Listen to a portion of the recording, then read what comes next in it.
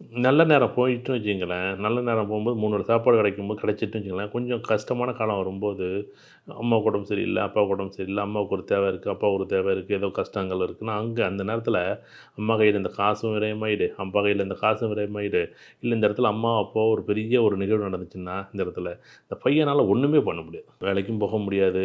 வேலைன்னா என்னன்னே தெரியாது.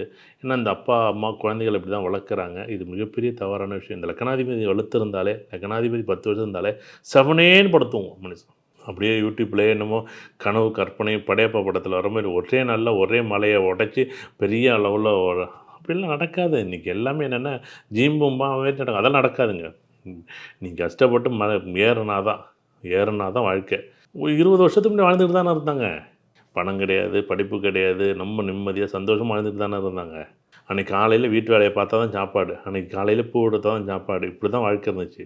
இன்னைக்கு என்ன புள்ள 7 மணிக்கு எழுந்திரிக்குது. 7 மணிக்கு எந்திரிச்சா சாப்பாடு ரெடியா இருக்கும். அது குளிச்சுட்டு வர்றதுக்குள்ள சட்டை எடுத்து வைக்கலையான்னு சொல்ற ஒரு புள்ள.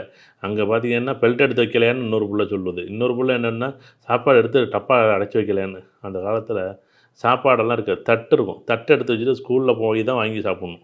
எப்படி? ஸ்கூல்ல போயி கவர்மெண்ட் ஸ்கூல்ல உண்மையிலேயே மத்தியான சாப்பாட்டுக்கு எடுத்து வச்சுருக்கணும். காலையில வீட்ல ஏதாவது சாதம் இருந்தா சாப்பிடுவோம். இல்லன்னா எழுந்திரிச்சு ஓடணும். இப்படிதான் வாழ்க்கை.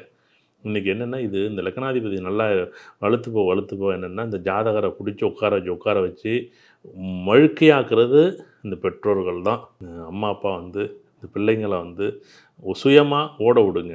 அவங்க சம்பாரிக்கட்டும், நிக்கட்டும், கஷ்டப்படட்டும். பஸ்ஸில் ஏறட்டும், இறங்கட்டும், ஒரு இடத்துக்கு போய் நடந்து போகட்டும். அந்த பையன் கஷ்டப்பட்டு அந்த வளரட்டும். அப்போ தான் அந்த பையனுக்கான ஒரு சந்தோஷமான ஒரு வாழ்க்கை பின்னாடி அமையும். அப்போ தான் தற்சார்புனா என்னன்னு தெரியும் அந்த பிள்ளைக்கு.